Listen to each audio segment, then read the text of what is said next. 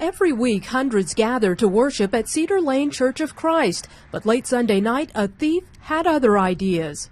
The glass was cleared out, and they gained entry to the building through that window pane. Once inside the church, the thieves didn't bother using the door to get into the office. Instead, they busted a hole through the drywall and climbed in. Then they headed for a couple of other offices. Next, they ran into this office where they found some tools. The thieves found a drill in the tool bag, and they were able to use that to cut right through the safe to get at the cash and checks. They passed over a laptop, they passed over money in my desk, they passed over things that you would think normally a thief would take. But they knew what they were after, and unfortunately those tools were there for them to use. The total amount was something over $20,000, of which most of that was in the form of checks. They were here for a while as they worked on that, and apparently even may have injured themselves. There was some blood on the floor by where the safe was.